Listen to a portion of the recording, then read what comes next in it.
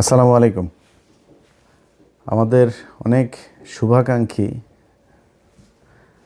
তাদের অনেকের ফোন পেয়েছি কালকে থেকে এখন পর্যন্ত। অনেকে টেক্সট করেছেন, অনেকের ফোন ধরেছি, অনেকের ফোন ধরি নাই। মানসিকভাবে তো একটু নিশ্চিত বিধ্বস্ত অবস্থাতে আছে, অস্বীকার করার কিছু নাই। এখন প্রশ্ন হইল যে গতকালকে আপনাদের বাংলাদেশ সময় যখন দুপুর 12টা, আমাদের তখন এখানে আপনাদের এখানে যখন দুপুর এই রাত 12টা, আমার এখানে তখন দুপুর 1টা বাজে।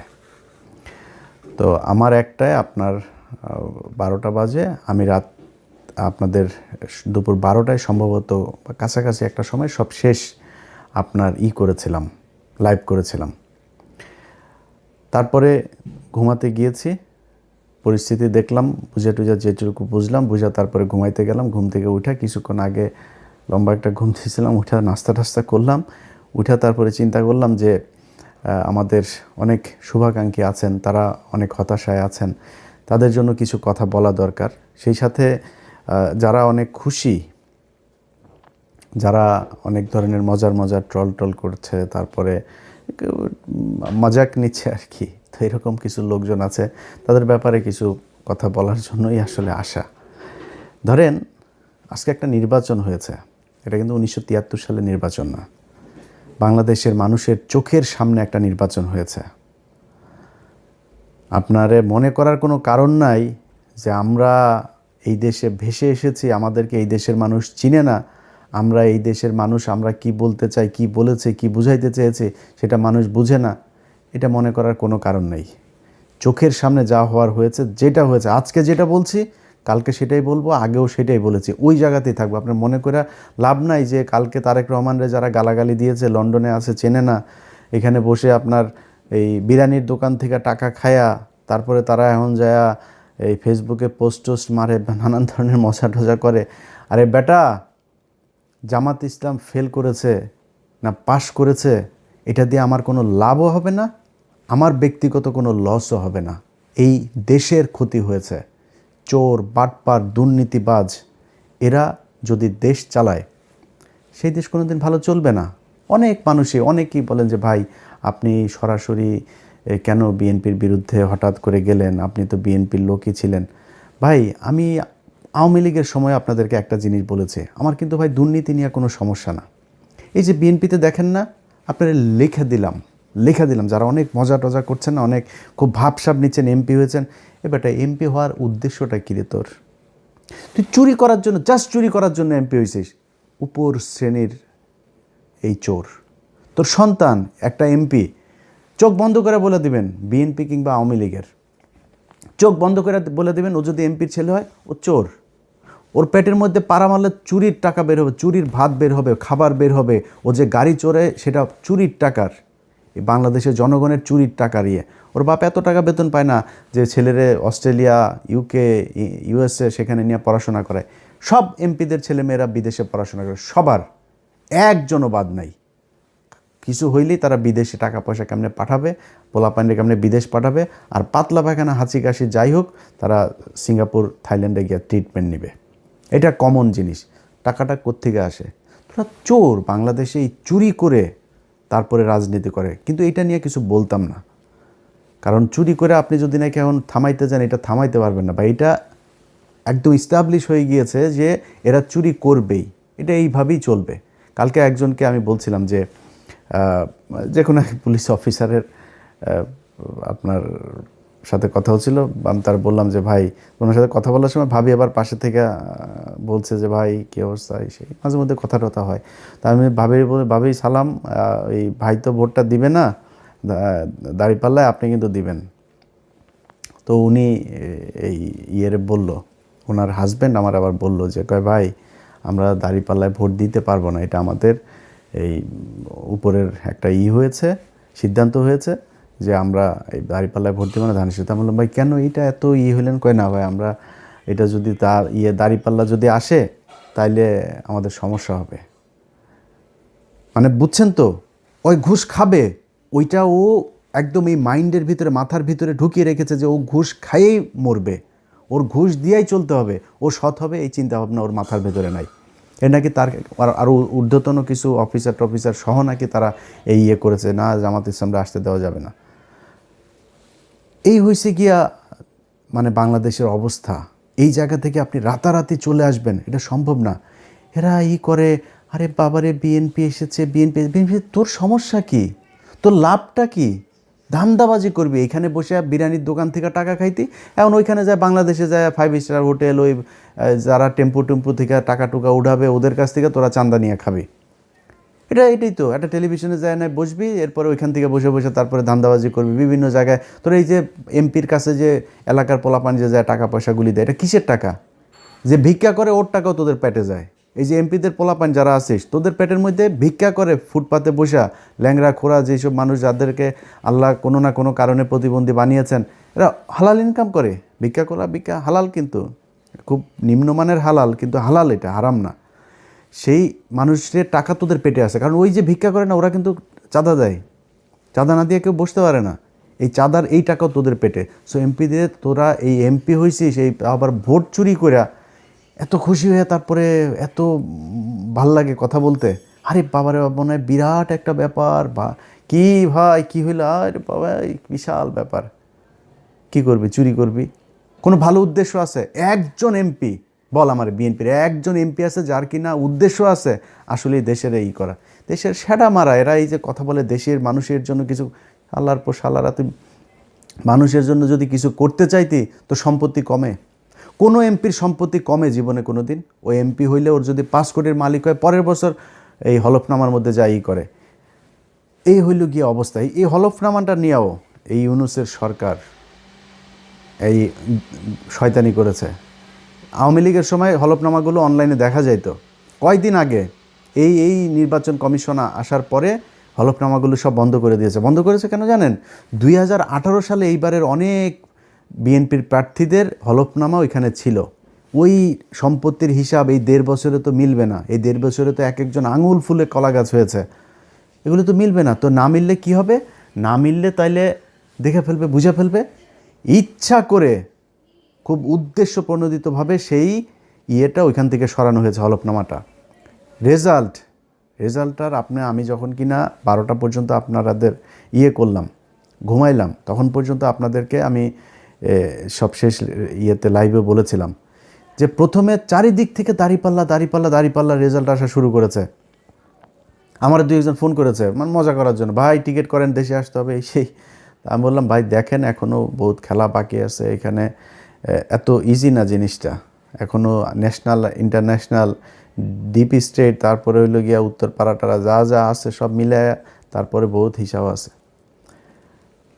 তখন নির্বাচন কমিশনের যে অ্যাপসটা আছে সেখানে দেখাইলো সব শেষ। ওরা দেখিয়েছে দাঁড়িপাল্লা 17 আর ধানের শীষ 12। প্রথমে কিন্তু 5টা না 6টা সব দাঁড়িপাল্লা। এরপরে সব শেষ এসে দাঁড়াইলো হইলো আপনার দাঁড়িপাল্লা হইলো এই 17 আর ওরা 12। হঠাৎ করে অ্যাপসটা বন্ধ হয়ে গেল। ওইখানে আর কোনো কিছু দেখায় না, কিচ্ছু দেখা যায় না। আমি আপনাদেরকে এখনও দেখাই, সেখানে আপনারা যদি যান, আপনারা নিশ্চয়ই অনেকেই এখানে এই অ্যাপসটার ব্যাপারে আপনাদের জানা আছে। এই যে দেখেন রেজাল্ট শেষ হয়ে গিয়েছে, প্রধানমন্ত্রী বসা যাবে কিছুক্ষণের মধ্যে। সেই দেশে এখন পর্যন্ত নির্বাচন কমিশনের এই চোরের বাচ্চাদের সাথে আমার সমস্যাটা কেন হয়েছে সেটা এই দেশের মানুষ হারে হারে টের পাবে। এই চোরের বাচ্চারা আসার পর থেকে শুরু থেকে এরা জাউরামি শুরু করেছে। ইন্টারন্যাশনাল জাউরা একটারে নিয়ে বসাইছে ওইখানে। ন্যাশনাল জাউরাদের পাশাপাশি ইন্টারন্যাশনাল জাউরাও সেখানে বসেছে। সেই জাউরারা বসে তারপরে কি করলো, যারা ওদেরকে বসাইলো ওদের নাম দিল মব নাম দিয়া তারপরে করলো কি, ওদের দায় মুক্তি দিল। শুয়োরের বাচ্চা দায় মুক্তি, শেখ হাসিনারে খেদাইছে, এটার দায় মুক্তি। এটা কি অপরাধ করছে যে ওর দায় মুক্তি দিব?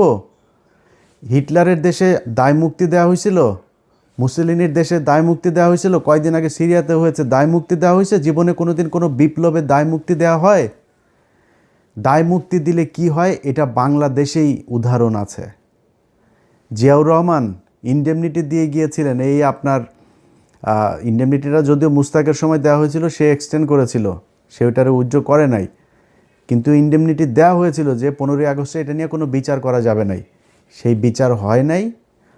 আজকে যে দায় মুক্তি দেওয়া হয়েছে, এই দায় মুক্তি দিয়ে ইউনূস প্রমাণ করে গিয়েছে যে এরা অপরাধ করেছে, এই অপরাধের বিচার করা যাবে না। আমি অপরাধ করি না, আপনি দায় মুক্তি দিবেন কেন? যেদিন দায় মুক্তির কথা বলা হয়েছে, দায় মুক্তি অধ্যাদেশ যেদিন জারি করা হয়েছে, সেদিন এই যে যারা আছে আজকে বিপ্লবী, যারা জুলাই আন্দোলনের নেতৃত্ব দিয়েছিল, এদের ফাঁসির দড়ি রেডি করে গিয়েছে সেদিন থেকে। এরা এসে এখন সুশীল সাজে। একদম শুরুতেই মাহমুদুর রহমান যখন দেশে গেল, মাহমুদুর রহমান দেশে যাবে, তারা মাহমুদুর রহমানের 3-4 দিন দেশে জেলে থাকতে হইল। ওনারা আইন মেনে, তারপরে তুই কোন আইন দিয়ে রে উপদেষ্টা হয়েছিলি আমারে বলতো, কোন আইন তোরে শেখ হাসিনারে দেশ থেকে বার করাইলি? শেখ হাসিনার সংবিধানে কোনো অসাংবিধানিক, কোনো অনির্বাচিত সরকারের কোনো অস্তিত্ব আছে? সেই সংবিধানের উপরে বসে তোরা চুপ করে রেখে দিছিস। তোরা আসিস এদের বিরুদ্ধে দায় মুক্তি অধ্যাদেশ দেশ। এই দায় মুক্তি দিয়া আমি আজকে আমার মানে আল্লাহ কতদিন বাঁচিয়ে রাখবে সেটা জানি না, সারা জীবন তো বেঁচে থাকবো না। আমার মৃত্যুর আগে হোক আর পরে হোক, আপনাদের একটা জিনিস বলে গেলাম, এই দায় মুক্তি দিয়া যারা এই হাসনাত, সার্জিস, নাহিদ, আসিফ, মাহফুজ, যারা যারা আছে না, এদের ফাঁসি একদিন এই দেশে হবে, হইতে পারে যদি এই দেশে আবার আওয়ামী লীগ ব্যাক করে। আর আওয়ামী লীগ যে ব্যাক করবে সেটা মোটামুটি গ্যারান্টি হয়ে গিয়েছে। আওয়ামী লীগ আপনি রাজনীতি এই দেশে করতে দিবেন, রাজনীতি করতে দেওয়ার পরে মনে করেন 10-15 বছর পরে আওয়ামী লীগ আসলো, আপনাদের এই বিচার করবে না? বিচার তো করার জন্য আপনি সুযোগ দিয়েছেন, আপনি বলেছেন আপনি অপরাধ করেছেন, সেটার দায় মুক্তি দেওয়া হয়েছে। দায় মুক্তি অধ্যাদেশটা বাতিল করে দিল, কি করবেন? 15ই আগস্টের ঘটনায় সব কয়টার ফাঁসি দেওয়া হয়েছে না? এই একই দায় মুক্তির অধ্যাদেশ করা হয়েছিল তো, তাই না? এই ইন্ডেমনিটি দিয়েই তাদের বাঁচিয়ে রাখা হয়েছিল, দেশ থেকে বের করে দেওয়া হয়েছিল। তারপরে জিয়াউর রহমান যদি সেদিন এই বিপ্লবীদেরকে দেশে রেখে তারপরে যদি সরকার পরিচালনা করত, সেই বিপ্লবী সরকার দিয়েই যদি পরিচালনা করতো, তাহলে জিয়াউর রহমানেরও মরতে হইতো না। জিয়াউর রহমান এই একই পাকনামি করে তারপরে তাদেরকে, মেজর ডালিম যিনি এখন বাইরে আছেন, যদি আধা ঘন্টা তার সাথে কথা বলেন, তাহলে 29.5 মিনিট জিয়াউর রহমানের গালাগালি করে উনি। বিশাল ক্ষোভ তার, প্রচণ্ড ক্ষোভ, অনেক ঘৃণা আমার দেশের প্রতি। কারণ এই দেশ তারা বাঁচিয়ে গিয়েছেন, এই বীর যোদ্ধাদেরকে আমাদের দেশের মানুষ সম্মান করতে পারে নাই, এই জন্য আজকে দেশের এই অবস্থা। আপনারা এখন দাঁত কেলায়া তারপরে হাসেন, আরে বাবা রে বাবা রে বাবা, কত নির্লজ্জ হইলে একটা মানুষ। আরে বেটা, মানুষ জানে না আমরা কারা, আমরা কি কথা বলি আমরা জানি না। তো একজন আমার একটু আগে বলতেছে যে ভাই আপনি বিএনপির বিরুদ্ধে একদম এইভাবে অলওয়ে কেন গেলেন? এবারটা বিএনপির বিরুদ্ধে যাই নাই, বিএনপি যে চাঁদাবাজি করে, চাঁদাবাজি করেই খাবে, এটা আমরা জানি। আমি আওয়ামী লীগ আমলে বলেছি এই কথা, যে বিএনপি যদি 15 বছর সুযোগ পায়, তাহলে আওয়ামী লীগের চেয়েও ভয়ঙ্কর অবস্থা ধারণ করবে দুর্নীতির দিকটা। খালি জিয়া পরিবারের প্রতি সম্মানটা কেন? জিয়া পরিবারের প্রতি সম্মান একটাই কারণ, সেটা হচ্ছে যে ভারতের বেলায় তারা এই ভারত তার বাবাকে মেরেছে, ভারত তার মাকে মেরেছে, হইতে পারে এই ভারতের হাতে তারও মৃত্যু হবে।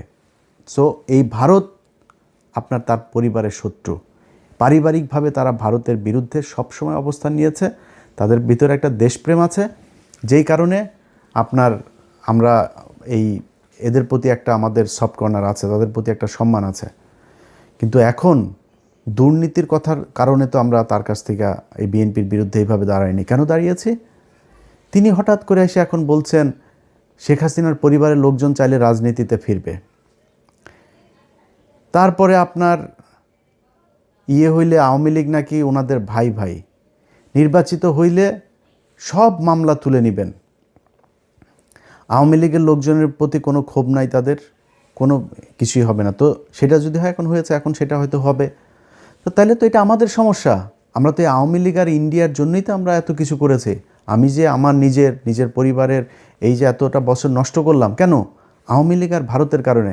আপনি সেই আওয়ামী লীগ তো মানে এটা সেপারেট কিছু না, Awami League itself India. So আপনি আওয়ামী লীগকে আনবেন আর ইন্ডিয়া আসবে না, বিষয়টা তো এরকম না। যেই কারণে আপনাদের পক্ষে থাকার কোনো সুযোগ ছিল না, এবং আজকে নাই, এখান থেকে ফিরে না আসলে সামনেও থাকবো না। আপনার মনে করার কোনো কারণ নাই যে ওই বিরানি আলমদের মতন আপনার 5 বছর আগে বলবো যে তারেক রহমান লন্ডনে কে যেন ওই যে ভাবসাব নিয়ে কথা বলছে না আপনার ওরা, এখন তারেক রহমানের পা চাটে। এটা ইলিয়াসরে দেওয়া হবে না, এটা আপনারে দেওয়া হবে। এই ইলিয়াসের পেটের মধ্যে হারাম ঢুকানো বহুত কঠিন জিনিস, সো ওইটা আপনাদের দেওয়া হবে। আপনারা হাসি খুশি তারপরে এখন খুব মজায় থাকবেন, মজা। এটা আপনারা জন্ম নিয়েছেন অসৎ পয়সা, হারাম টাকা, মানুষের কুকুরের মতো লাথি উষ্টা খায় তারপরে তার পায়ে চাপা ধরে বসে থাকার জন্য। আমাদের এই জন্য জন্ম হয় না। আল্লাহ যেন ওই রাস্তায় জীবনে কোনো দিন না নেয়। জীবনের সবচাইতে খুব খারাপ পরিস্থিতির ভেতরে দাঁড়ায়ও নিজের আদর্শ যেটা ওইটা ধরে রাখবো। এইটা সারা জীবন করব, আজকে করছি পরেও করব। জামাত ইসলাম আজকে হেরে গিয়েছে না, হারানো হয়েছে তাদেরকে। এই জামাত ইসলামের খুব খারাপ ভয়ঙ্কর পরিস্থিতিতেও ছিলাম, সামনেও থাকবো যতক্ষণ পর্যন্ত দেখব যে না এই লোকগুলি সৎ। আমার যদি আপনি এখন ইন্ডিয়ার বিষয়টা না আনতেন, আমি বিএনপির সাথে জামাতের বিষয়টা এইভাবে করতাম না। কিন্তু যেহেতু আমি নিজের চোখে দেখছি এই দেশের, এই ভারতের হাত থেকে আমার শত্রু, ভাই পৃথিবীতে আমার কোনো শত্রু নাই, আমার শত্রু একটাই, সেটা হচ্ছে ভারত। এই ভারতের বিরুদ্ধে যারা, ভারত যাদেরকে অপছন্দ করে, আমি তাদের দলে। সো তারা স্পষ্ট অবস্থান নিয়েছে, তারা সরাসরি বলেছে যে খালেদা পুত্র ভারতের সাথে সমঝোতা করে দেশে ঢুকেছে। তাদের পত্রিকা নিউজ করেছে। এই কয়েকদিন আগে তাদের এক মিলিটারি অফিসার, খুব ঊর্ধ্বতন অফিসার, রিটায়ার্ড, সে বলেছে যে যেদিন বলেছে যে দিল্লি না ঢাকা, ঢাকা ঢাকা, দিল্লি না পিন্ডি, ঢাকা ঢাকা ঢাকা, এই ঢাকা না পিন্ডি, ঢাকা ঢাকা, এটা যেদিন বলেছে সেই দিনই বিএনপি শেষ হয়ে গিয়েছে, সেদিনই বিএনপি ভারতের পক্ষে চলে এসেছে। মিলিটারি অফিসার বলেছে এই কথা। তো এর মানে হলো কি যে আপনার ভারতের সাথেও তাহলে নিশ্চয়ই কিছু একটা হয়েছে, আমরা তো সেটা এখনও জানি না সেই ঘটনা কি হইলো আসলেই কি। তো এই জিনিসগুলি আমরা দেখলাম সেই শুরু থেকে এখন পর্যন্ত। তো দেখে একটা নির্বাচন হইল, এবং সেই নির্বাচনের মধ্যে যদি নাকি মিনিমাম আপনাদের লজ্জাবোধ থাকতো বা সততাবোধ থাকতো, তাহলে নির্বাচন শুরু হওয়ার আগের থেকে 2 মাস ধরে যখন এই যে মানুষগুলোকে আপনার করা হচ্ছে, হুমকি দেওয়া হচ্ছে, ঘর থেকে বের হইতে পারবি না, ঘর থেকে বের হইলেই কিন্তু পা ভেঙে দেওয়া হবে, ভোট কেন্দ্রে ধানের শীষের লোক ছাড়া কাউকে যেতে দেওয়া হবে না, এই এই এই হুমকিগুলো দিয়েছে না। এই হুমকি দেওয়ার পরে বিএনপি থেকে কোনো ব্যবস্থা নেওয়া হয়েছে? তারেক রহমান দেশে যাওয়ার পরেও কোনো ব্যবস্থা নেওয়া হয়েছে? কিছুই করা হয় নাই। তাহলে ঘটনাটা কি দাঁড়াইলো? ঘটনা দাঁড়াইল আপনারা এরকম একটা নির্বাচন করেই ক্ষমতায় আসতে চেয়েছেন। সো এত ভাব মারার কিছু নাই তো, চুরি করে এসেছেন ক্ষমতায়, চুরি করে ক্ষমতায় দেখেন থাকেন। আল্লাহ যা করে ভালোর জন্য করে। যদি নাকি মনে করেন যে এই সামনের দেশ চালানোটা এত সহজ হবে, এত সুন্দর এক দেশ আপনাদের জন্য রেখে গেল এই বালের সরকার একটা, এটা মনে করার কোনো কারণ নেই। প্রতিটা পদে পদে টের পাবেন। আপনার যেই ভালোবাসার সাংবাদিকরা আপনাদের এখন আছে, সেই সাংবাদিকরাই বুঝাই দিবে, এরাই বুঝাই দিবে আপনাদেরকে কি জিনিস তারা। তারা সেই হাসিনার পাচাটা কুকুরগুলো এখন ওইখানে বসে আছে, তারা এখন আপনাদের খুব বিপদে পড়ে তারপরে পাটা চাটছে। কয়দিন পরে পা দুইটা ধাপ করে সরাই দেওয়ার পরে বিচিতে ধরে টান দিবে, বলে গেলাম এটা। তো এই হচ্ছে নির্বাচনের সার্বিক অবস্থা। আপনাদের যদি আমি চ্যানেল 24-এর ইয়েটা দেখাই, আপনারা দেখেছেন গণমাধ্যমের আজকের ভূমিকা। তারা প্রথম অবস্থায়, আমি সব শেষ ইয়েটা যখন করলাম, লাইভটা যখন করলাম, ধরেন তখন বাজে কয়টা, বাংলাদেশ সময় দুপুর 12টা বাজে। ওই সময়টাতে দেখেন তারা কি করলো, নিউজ করছে শুধু বিএনপির, শুধু বিএনপির। আরে আমার তো মানে মূল ছিল যে খবরটা জানা, যে চুয়াডাঙ্গার অবস্থাটা কি, যে চুয়াডাঙ্গায় কতজন এই শরীফের বিরুদ্ধে যে দাঁড়িয়েছে মাসুদ পারভেজ রাসেল, তার কী অবস্থা। ওনার আবার ওইখানে আমার কিছু সম্পৃক্ততা আছে, যেই কারণে আমার এটা নিয়ে খুব আগ্রহ ছিল। রাত 12টার ভেতরে উনি রেজাল্ট পেয়েছেন। মানে এই রেজাল্ট পাওয়ার পরে সেই মাসুদ পারভেজ রাসেলের নিউজ হয়েছে হলো চ্যানেল 24-এ এখন থেকে 2 ঘন্টা আগে। তারপরে ওইখানে ছাড়াও গত 3 ঘন্টার মধ্যে আপনি যদি নাকি রেজাল্টগুলো দেখেন এখন বেশিরভাগ জামাত যাচ্ছে। দেখেন রাজশাহী 4 আসনে আব্দুল বারী সরকার, তিনি 1,15,000 পেয়ে বিজয়ী হয়েছেন। তারপরে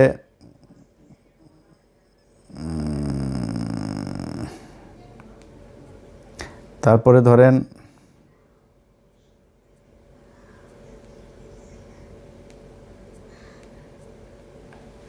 আচ্ছা, অ্যাডভোকেট রুহুল আমিন চুয়াডাঙ্গা 2 আসন থেকে বিজয়ী হয়েছেন। তারপরে হইল গিয়া রাজশাহী 1 আসনে বিজয়ী হয়েছেন মোহাম্মদ মুজিবুর রহমান, 1,71,000 ভোট পেয়েছেন। মোহাম্মদ আফজাল হোসেন কুষ্টিয়া 4 আসনে পেয়েছেন, 2 ঘন্টা আগের নিউজ। কুষ্টিয়া 3 আসনের বিজয়ী হয়েছেন মুফতি আমির হামজা। তারপরে ঢাকাতে দেখেন, ঢাকাতে এই খবর তারা বহু আগে পাইতো, ঢাকার রেজাল্ট বেরোইতে কেন এত সময় লাগবে। আতাউর রহমান বাচ্চু নড়াইল 2 আসনে পেয়েছেন দাঁড়িপাল্লা। তারপরে আপনার নামগুলো মনে রাখেন। তারপরে দাঁড়িপাল্লার অধ্যক্ষ আব্দুল হালিম বাগেরহাট 4 আসনে পেয়েছেন। তারপরে বাগেরহাট 2 আসনে বিজয়ী হয়েছেন শেখ মঞ্জুরুল হক রাহাত ভাই। ঢাকা 5 আসনে দাঁড়িপাল্লা বিজয়ী হয়েছেন। দেখেন ঢাকা 5 আসনে কেন এখন রেজাল্ট আসতে হবে? 3 ঘন্টা আগে রেজাল্ট দিয়েছে সিরাজগঞ্জ 4 আসনে রফিকুল ইসলাম ভাই। তারপরে হইল গিয়া ওই যে হাবিবুর রহমান নামে বাটপার আছে যে একটা, এই বাটপার ফেল করেছে আবু তালেব মণ্ডল ভাইয়ের কাছে পাবনা 4 আসনে। তো এনারা এই খবরগুলো এখন দিচ্ছে। আপনাদের মনে আছে শুরুতে যখন তারা বিএনপির খবরগুলো সব দিচ্ছে, আমি আমার সব শেষ লাইভ যেটা করলাম, আমি আমার লাইভে এই নামগুলো বলে গিয়েছি না? এই যে রাহাত ভাইয়ের নাম বলে গিয়েছি না? এই যে চুয়াডাঙ্গা 2টা আসন, এই যে মুফতি আমির হামজা সহ কুষ্টিয়া 3টা আসনের কথা, বাগেরহাট আসনের কথা, এগুলো বলে গিয়েছি না? সেই রেজাল্ট এখন আসছে। কেন আসছে? এখন কেন আসছে? এখন ওনাদের যেই মানে লিমিট যেটা ছিল সেই লিমিট পূরণ হয়ে গিয়েছে। টার্গেট পূরণ হয়ে যাওয়ার পরে এখন গড়পড়তা এখন যা এখন যে যেমনি লবিং টবিং করে যার মতো করে পারছে সেই সেটা নিচ্ছে। তো এখন আবার একদম না দিয়ে তো আর পারা যায় না। যে জায়গায় পারেই না, ওই পোলিং এজেন্ট যারা ছিল তারা কোনোভাবেই নাসুর বান্দা হয়ে তারপরে দেখছে যে এটা ঝামেলা করা যাবে না, ওই জায়গাগুলোতে এখন আসন দিয়ে। আর এখন তো আসন এই কটা আসন তো দিতে হবেই, 2/3 হয়ে গিয়েছে, আর কি দরকার? এইভাবে নির্বাচনটাতে করা হয়েছে। তো এরপরে এখন সারা দেশের মানুষের ধরেন একটা ক্ষোভের জায়গা আছে। যেমন আমি নিজে ঢাকা শহরের অনেক জায়গায় অনেক অনিয়ম, সারাদিন বহু অনিয়ম হয়েছে, অনেক জায়গায় এজেন্টকে থাকতে দেওয়া হয় নাই, অনেক জেলাতে পুরো মানে সব কেন্দ্র দখল করে তারা করেছে। কোনো টেলিভিশন পত্রিকা সেগুলো নিউজ করে নাই, কিন্তু জামাত ইসলামও দলগতভাবে সেটার কোনো প্রতিবাদ সেরকম শক্তভাবে করে নাই এবং সেটাকে পাত্তাও দেয়নি। তো আমি মনে করেছি হয়তো জামাত ইসলাম যেহেতু তাদের তো নিশ্চয়ই লোকজন আছে, তারা নিশ্চয়ই ওই হিসাব রাখছে যে কোথায় কি হচ্ছে, যতটুকু সহনশীলভাবে তারা সেটা করছে। কিন্তু না, পরে দেখা গেল সেই ইয়েগুলোতে, যেমন আপনার ভোলাতে যে অধ্যক্ষ আপনার নজরুল ইসলাম, দেখেন তাকে মানে একদম জোর করে হারানো হয়েছে, তারপর অনেক ভোট পেয়েছে খুব কাছাকাছি ব্যবধানে। আপনার এই যে ভোলার আরেক আসনে ওই যে হাফিজ গিয়াসউদ্দিন আল মামুন, হাওয়া ভবন মামুনের যেই ভাই হাফিজ ইব্রাহিম, খুব কাছাকাছি ব্যবধানে সে জয়ী হয়েছে। কত মানুষ ভোট দিয়েছে ওইখানে। ত্রাসের রাজত্ব, মানুষকে ঘর থেকে বেরোতে দেয়নি। সকালবেলা গিয়ে আগের দিন রাতে গিয়ে বলে এসেছে যে পাড়ায় যে মানুষগুলি দাঁড়িপাল্লায় ভোট দিবে তারে ভোট দিবে না এরকম জানে, সবাই বাড়িতে গিয়ে হুমকি দিয়ে আসা হয়েছে। আমার যে ফেসবুকে আপনারা এই ভিডিও দেখছেন, এই ফেসবুক পেজের মধ্যেই দেখবেন কত শত ভিডিও আমি আপলোড দিয়েছি। এগুলো কি কোনো অনিয়ম না? কিন্তু জামাত ইসলাম আমি জানি না ওনারা এটার কোনো প্রতিবাদ করে নাই। এখন এই মুহূর্তে আমি আপনাদেরকে পাবলিক পারসেপশন শোনাই। মানুষ যারা আপনাদেরকে ভোট দিয়েছে, ভাই আপনারা এখন মাপ করে দিচ্ছেন, আপনারা এখন এটার নিয়ে কিছুই বলবেন না, কিছুই আপনাদের কোনো ক্ষোভ নাই, যা পেয়েছেন আলহামদুলিল্লাহ, এটা যদি বলেন। হ্যাঁ, আমি জামাতের যে বক্তব্য, সেই বক্তব্য হয়েছে যে ওনারা বলছেন যে ইলিয়াস আমরা কোনো ঝামেলায় যেতে চাচ্ছি না, আমরা যদি ঝামেলায় যাই তাহলে তৃতীয় পক্ষ এটার সুবিধা নেবে। ভাই তৃতীয় পক্ষের সুবিধা নেবে কোনো সমস্যা নাই, তাহলে আপনি সব মেনে নেবেন নাকি? আপনাকে তো প্রতিবাদটা করতে হবে, আপনাকে তো জানাইতে হবে যে আমরা ভোটটা এই কারণে আমরা মেনে নিচ্ছি, কিন্তু মেনে নিলেও আপনারা এই অন্যায়গুলো করেছেন, এটা ভবিষ্যতে আমরা মানব না, কিংবা এটার কি চাই, একটু কথা তো বলতে হবে জামাতটাই। কিন্তু জামাত সেটা বলে না, এটা জামাতের ব্যাপার, জামাত কি করবে।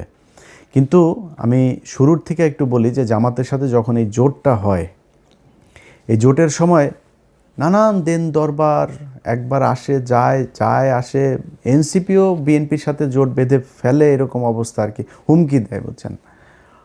তো এরা 30টা আসন নিল। ভাই 30টা আসন কি মনে করে নিলেন আমার বলেন তো একটু। মামুনুল হক 20 আসন, তারা 50 আসন দিতে হবে। তারপরে এ গ্রেড প্রার্থী ওই যে রেজু ফজু চরমনার এই মাতালটা 150 আসন চেয়েছে, মানে ওনারে 150 দিতে হবে। জামাতের নেতৃত্বের জোটে জামাত 100 আসনে করবে, আর অন্যান্য যারা জোটের সঙ্গী আছে তাদেরকে বাকি 50টা। কি শিয়ালের ভাগ, বুঝতে পারছেন। তাদের এ গ্রেডের 143টা প্রার্থী, সে এ গ্রেডের প্রার্থীর কই চাচা? আপনি নিজে 2 আসনে দাঁড়িয়েছেন, ভাবটা দেখেন তার। ধরেন দলের প্রধান আছে না, যেমন খালেদা জিয়া, শেখ হাসিনা, ওনারা যেমন দাঁড়াইতো, তারেক রহমানও 2 আসনে দাঁড়িয়েছেন। তো এই দলের প্রধান হইলে আবার 3টা 4টা, আমি জানি না এটা কেন করে, তো 3টা 4টা 5টা আসনে এরকম দাঁড়ায়, এটা আমাদের দেশের বোধহয় রেওয়াজ এরকম। তো উনি ওই ভাবটা ধরতে গিয়েছে, উনি একা 2 আসনে দাঁড়িয়েছেন। ওরে বাবা রে বাবা, 2 আসনে দাঁড়িয়ে 2 আসনে উনি হেরে গিয়েছেন। কত বড় এ গ্রেডের ক্যান্ডিডেট আপনি, দলের প্রধান, আপনি বুঝেন। একটাও পায় নাই। বলছিলাম না, আরও অনেক দিন আগে বলছিলাম না, এই 2টার একটাও পাশ করবে না, একটাও পাশ করে নাই। 143 আসন কই? চাপ দিয়া জামাতের কাছ থেকে নিতে হবে। এই একই চাপ দিয়া যখন চরমনায় চলে গেল, মামুনুল হক হুজুর সেই চাপটা দিয়া এই সুযোগটা কাজে লাগায় কতগুলি আসন নিয়ে নিল। ভাই আপনার সবগুলি আসনে এই যে এনসিপির পোলাপানগুলো, তাদের একটারও টাকা পয়সা নাই তো। এদের জামাতের টাকা পয়সা দিয়া, তারপরে বিভিন্ন মানুষজন তাদের সাহায্য সহযোগিতা করে তারপরে তাদের নির্বাচনের খরচটা জোগাইল। তা আপনার তো নাই, আপনি 30টা নিলেন কেন? এদের অনেকেই আছে যারা টাকার অভাবে অনেক সমস্যায় পড়তে হয়েছে। তা আমি নিজে যতটুকু পেরেছি, এরে ওরে না তারে বলে টলে এরকম আমি নিজে থেকেও বলেছি অনেককে, তা এরা হয়েছে। তারপরে জামাত ইসলাম তো তাদের সহায়তা করেছেই। তো এইভাবে তো আপনি 30 আসন নিলেন কেন? এই যে চুয়াডাঙ্গা 1 আসনে, এটা আমার ইস্যু। আমি এই শরীফকে নিয়ে 15 মিনিটস করেছিলাম। বিশাল চাঁদাবাজ, ধর্ষক, একটা মেয়েকে ধর্ষণ করে, তারে ভুয়া বিয়ে করে, তারপরে শারীরিক সম্পর্ক করে মেয়েটারে তারপর ছেড়ে দিছে। সেই মেয়েটা যখন তারা চাপ দিছে, তারে মাদকের আসামি বানায় জেলখানা, এখনও জেলে আছে সেই মহিলা। সেই মহিলা একজন বিএনপির কর্মী, তার ভাই বিএনপি আওয়ামী লীগের সময় অনেকবার জেল খেটেছে, অনেক নির্যাতন সহ্য করেছে, অনেক মামলা আছে তার নামে। সেই ছেলেটার বোনটাকে আপনার, ওর বোনটাও জামাত এই বিএনপি করতো, একই সাথে রাজনীতি করতো, গান গায় মহিলা। সেই গানের শিল্পীটাকে আপনার জেলখানায় নিয়ে রেখে দিয়ে এখনও সে জেলে। এগুলোর কারণে আমি বিএনপিকে, আমি তারেক রহমানকে বলেছি, বিএনপির সর্বোচ্চ নীতি নির্ধারণীর কাছে আমি এই চুয়াডাঙ্গা 1 আসনের এই প্রার্থীর, আমি কোনো নির্দিষ্ট কোনো প্রার্থীর কথা বলি না, বলছি এরে সরান। এটা নিয়ে বিএনপির সাথে এবার আমার প্রথম ঝামেলার শুরু। ওমা 5 দিন পরে তারে মনোনয়ন দিয়েছেন। এত ঘাটতারামো করা তো ভাই ভালো না, তাই না? তার মান দিয়া তারপরে কি করেছেন এখন দেখেন অবস্থা। এইখানে জামাত ইসলাম চেয়েছিল মোল্লা ফারুক নামে এক ছেলের দিতে। এর না আছে এলাকায় কোনো প্রভাব, না আছে কোনো ভোট, না আছে পরিচিতি, কিছু নেই, ঢাকায় থাকে। সে যায় আক্তারের বন্ধু, এই জন্য তারা জামাত ইসলাম দিবে। আমি জামাত ইসলাম বলছি যে ভাই এটা দিতে হবে, এটা আমার আসন, আমারে দিতে হবে, এটা আমি চাইলাম। আমি চাই নিয়ে তারপরে এই অ্যাডভোকেট মাসুদ পারভেজ রাসেলকে এটা করেছি যে আপনি নির্বাচন করবেন। বিশাল ব্যবধানে জিতেছে সেখানে চুয়াডাঙ্গা 2টা আসনই জামাত পেয়েছে, সেখানে নিয়ে দেওয়া হলো। ওখানে যদি ওই ছেলের দেওয়া হইতো 100% সে হাঁটতো। আমি আলেম সাহেব, নাম বলে আর চাকরি হারাইতে চাই না, আলেম সাহেব আপনার জোটের সঙ্গী বিএনপির প্রার্থীর কাছ থেকে মাত্র 1 কোটি টাকা নিয়েছে। 1 কোটি টাকা নিয়ে সিট বেঁচে দিয়েছেন তিনি। ঠিক আছে ভাই, আপনি করেন, আমি আমার মতো চুপচাপ থাকবো। এই হইল অবস্থা। তো আপনারা এই যে এতগুলো আসন নিয়ে তারপরে জামাত ইসলামের এটারে নষ্ট করলেন, এটা করা তো ভাই ঠিক হয় নাই। এটা করাতে আপনারও ক্ষতি হয়েছে, তাদেরও ক্ষতি হয়েছে। এই যে আজকে মামুনুল হক তিনি আপনার করছে, এই কান্নাকাটি করছেন, এখন তারা জোর করে করছেন। ভাই আপনার তো লোক নাই। আমি ঢাকা শহরের মতো জায়গায় অনেক জায়গায় শুনেছি যে মানে বেশিরভাগ সব জায়গাতেই 3জন 4জন করে তাদের লোক, এখানে এদের 1জন লোক, কোথাও লোকই নেই। তাদের বাইরে বুথ করা হয়েছে 3টা 4টা বুথ, তাদের বুথের ভেতরে পানি টানি খাবার টাবার বিরিয়ানি টিরানির অভাব নাই। আর শিবিরের ছোট্ট একটা বুথ, এইভাবে নির্বাচন করেছে। আপনার তো লোক নাই, আপনি যে দাঁড়াইলেন, আপনার কিছু টাকা পয়সা লাগবে না, আপনার লোকজন লাগবে না যারা কিনা সবগুলো কেন্দ্রে পাহারা দিবে, এটা পারেন নাই, যে কারণে সমস্যা হয়। সব জায়গায় ছড়ায়া ছিটায় না করে 2টা আসন নিতেন, 5টা আসন নিতেন, নিয়ে আপনার লোকগুলির সব এই 5 আসনে কাজে লাগাইতেন, তাহলে রেজাল্ট পাইতেন। আপনি তো করেন নাই সেটা। আপনাকে মানুষ ভোট দিয়েছে, ভোট আপনারে দেয় নাই, ভোট এই ধানের শীষের বিরুদ্ধে মানুষ ভোট দিয়েছে। এবার নৌকারে যেভাবে ঘৃণা করেছে, এবার ধানের শীষে 1.5 বছরে মানুষ ওই ঘৃণা করেছে, করে আপনাদেরকে ভোট দিয়েছে। এই দেশের মানুষের দোষ দেওয়া লাভ নাই। আপনাদের ভোট দিয়েছে, আপনারা সেই ভোট গণনা করে সেই রেজাল্টটা আপনারা ঘরে আনতে পারেন, এটা আপনাদের ব্যর্থতা। তারপরেও মন্দের ভালো হইল, এই দেশের মানুষ ভালো আর মন্দের মাঝখানে যেই দেয়াল, সেটা তারা চিনতে শিখেছে। যারা কিনা ভাবসাব মাইরা এখন মনে করেন ইনমিন কইরা তারপরে পারফিউম মেয়েরা সরকারি গাড়ি নিয়ে সংসদে যাবে, ভাই পেটটার মধ্যে, আপনার বাচ্চার পেটটার মধ্যে পাড়া দিলে ঘুষের টাকা, চুরির টাকা, পাবলিকের চুরির টাকা নিয়ে আপনার ঘরে, তো ভাব ছুতান কেন? আপনারা চুরি করে তারপরে এমপি হইছেন, চোরের মতো থাকবেন, তো ভাব মারার কিছু নাই। তো এই চোরেরা যে চোর, সেটাও বাংলাদেশের মানুষ দেখেছে, আপনাদেরকে দেখায় রাখলাম। একটু নিজের ছোট মনে হয় না?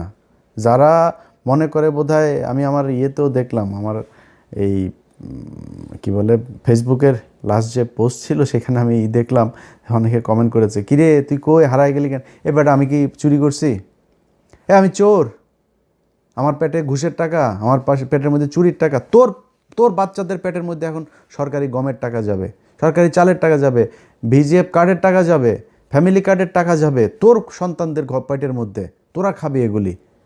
আমি কেন লজ্জা পাবো রে? আমার লজ্জা পাওয়ার কি আছে? আমার মানুষ ভোট দিয়েছে, তোরা চুরি করেছিস, ভিডিও আছে সব জায়গার।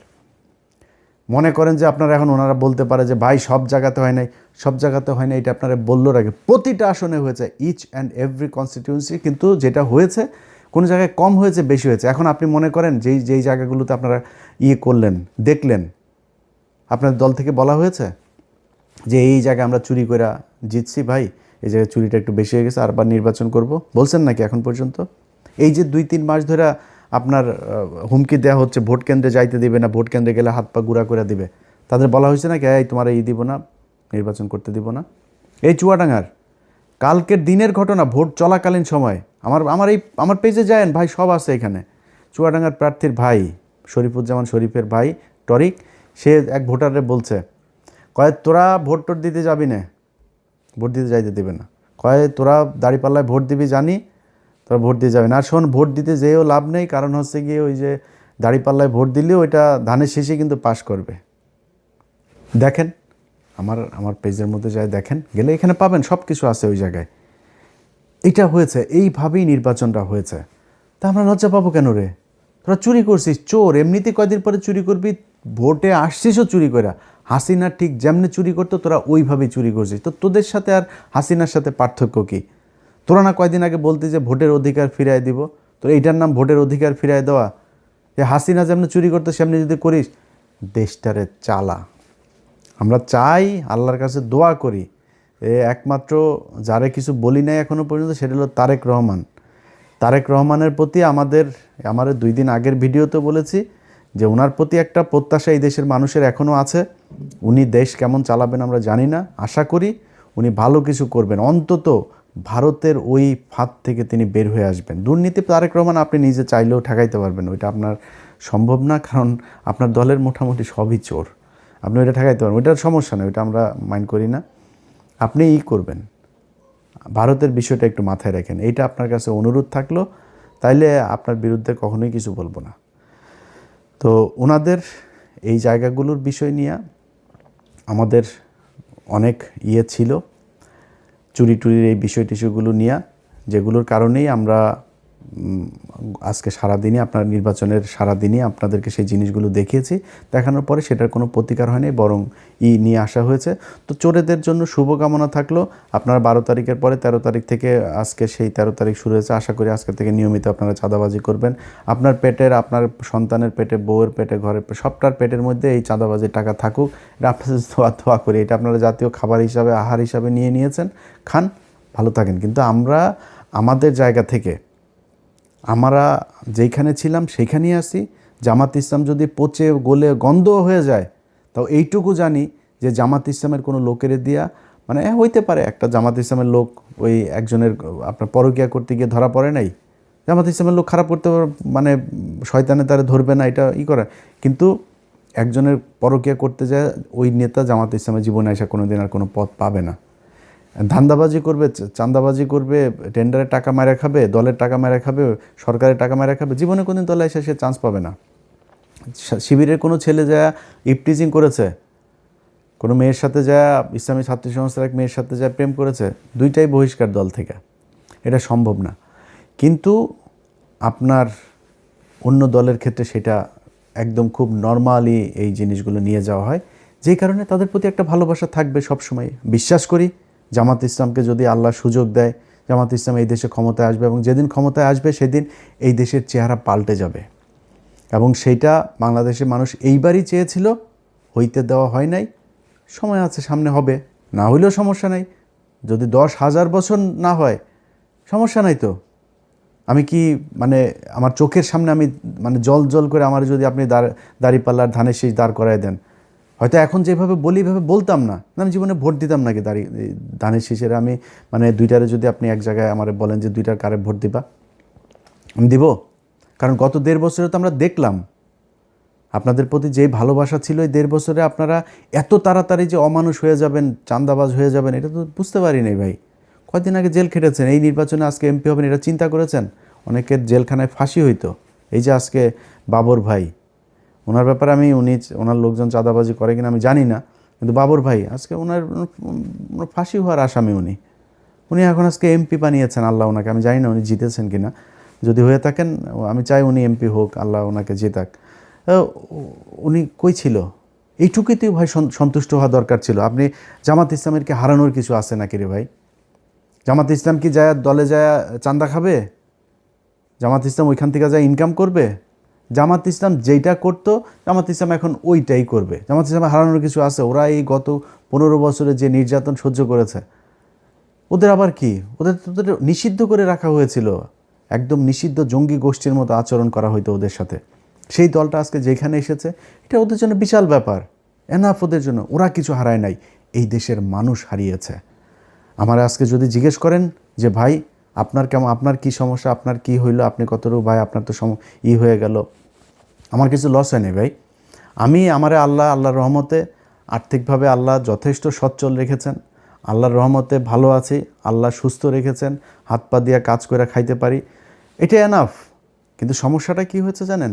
যেটা গতকালকের ভিডিওতে বলেছিলাম, নির্বাচনের আগের দিনে যে ভিডিও, যে কিছু কাজ ছিল যেই কাজগুলোর জন্য এই ইউনূস সরকারের সাথে আমার সব সমস্যার শুরু। সেটা হচ্ছে এই যে বিডিআরের লোকগুলোরে তাদেরকে কথা দিয়েছিলাম যে ভাই যদি জামাত ইসলাম আসে আপনাদের জন্য সর্বোচ্চ করব। এই যে আলেমগুলো আছে, এই আলেমগুলোরে বলছিলাম তারেক রহমান আপনার কাছে একটা অনুরোধ করি, যদি কেউ পারেন, আমি তারেক রহমানের সমালোচনা করলে যারা পাঠান তাদেরকে বলবো যে একটু তারেক রহমান রে ওগুলি না দেখায় এটা ওনারে বললেন যে একটু 2 মিনিটের জন্য একটু খোঁজটা নিতে। আমি জাস্ট আপনাদের ক্লু দিয়ে দেই। দেখেন,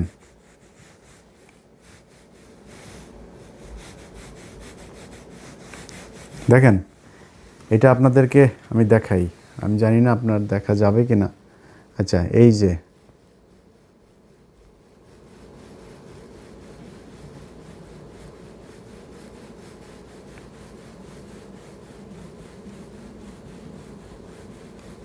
দেখেন কত লম্বা জিনিস।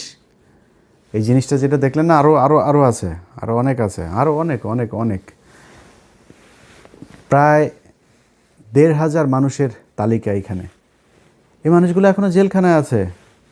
মামুনুল্লাহ খুজুর, আপনি যে আজকে এমপি হওয়ার জন্য যে তোড়জোড়টা করছেন না, আপনি এই জেলখানায় যারা আপনার পা ধুইয়া দিত, নিজের বাসা থেকে খাবার নিলে নিয়ে আপনারে দিয়ে আসতো, আপনার ভোর রাতে উজু করার জন্য যা পানি নিয়ে আসে দিত, সেই মানুষগুলো এখনও জেলখানায় আছে হুজুর।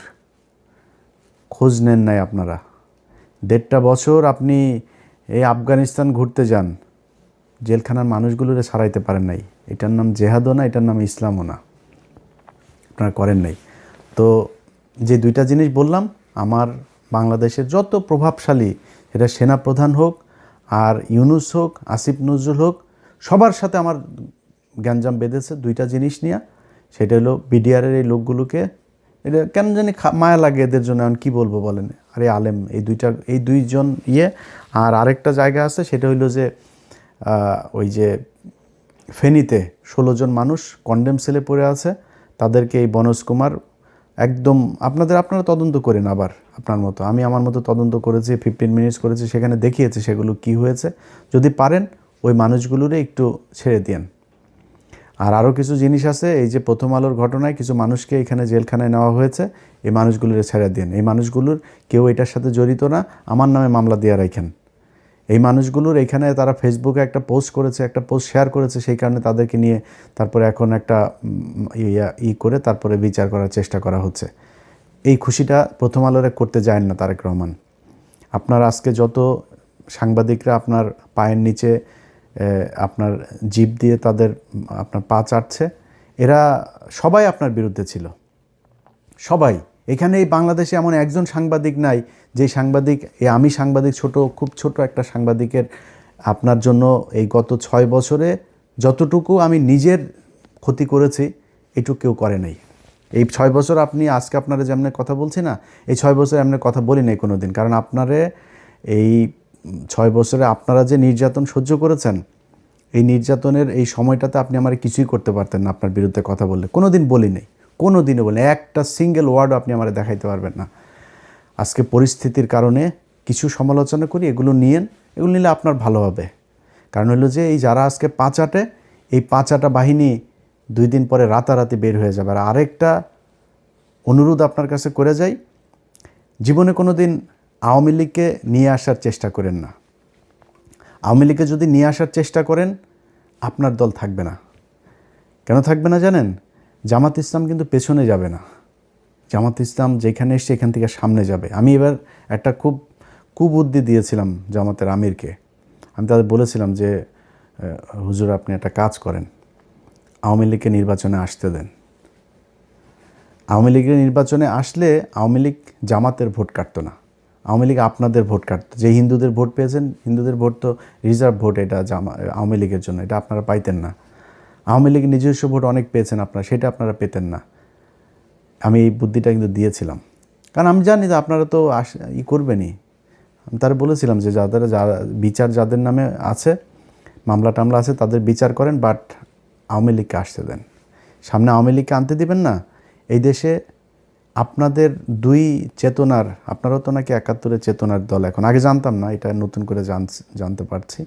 তো আপনাদেরকে যারা চেতনার দল আর আওয়ামী লীগ চেতনার দল, এই দুইটার মধ্যে একটা থাকবে, দুইটা থাকতে পারবে না। জামাত অন্য লাইনের, ওই লাইনের লোক যারা, তারা জামাতের পেছনেই থাকবে।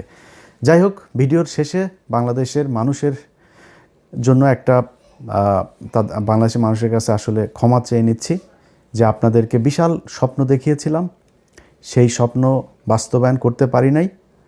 কেন পারি নাই সেটাও আপনারা জানেন। আপনারা ভোট দিয়েছেন কি দেন নাই, এটা আপনি নিজেকে জিজ্ঞেস করেন।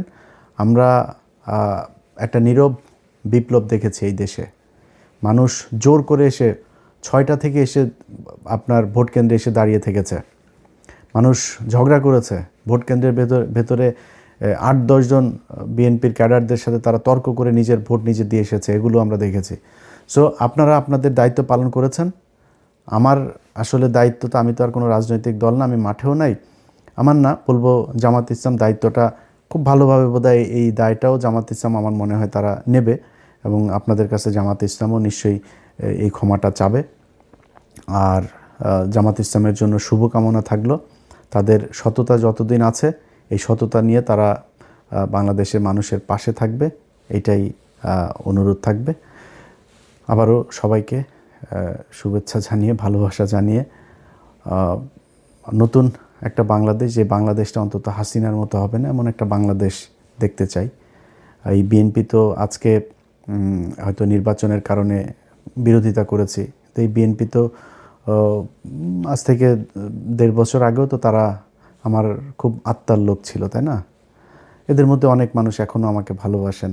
তো তারা দেশ চালাবে, আশা করি হাসিনার মতো সেই জঙ্গি খেলা, সেই ভারতের সাথে স্বামী স্ত্রীর সম্পর্ক, এগুলো যদি না করে, তাদের সাথে সম্পর্ক খারাপ থাকবে না মনে হয়।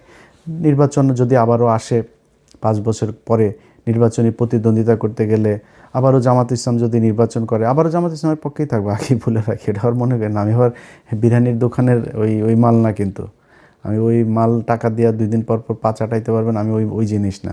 আবার নির্বাচন সামনে আসলে আবার ওই জামাত ইসলামের পক্ষেই থাকবো। যদি এই 5 বছর দেখি আপনারা ভারতের ব্যাপারে সুন্দর পদক্ষেপ নিয়েছেন, করেছেন, তাহলে যে কোনো দিন আবার আপনাদের প্রশংসা করে কথা বলবো, আমার কোনো সমস্যা নেই। আমি কারোর কাছে দায়বদ্ধ না ভাই, জামাতের থেকে বের হয়ে আপনার বিএনপির পক্ষে কথা বলবো, আর জামাত আমার টাকা পয়সা দিয়ে তারপরে আমাকে করেছে, তাদের দলে নিয়েছে, তারপরে তার টাকা পয়সা দেওয়ার ওই ফুটেজ বার করে দিবে, ভাই ওগুলি তো করি নাই কারোর সাথে, আপনার সাথেও করিনি, তাদের সাথেও করিনি, কারোর সাথেই করিনি। সো আমি কারোর কাছে দায়বদ্ধ না।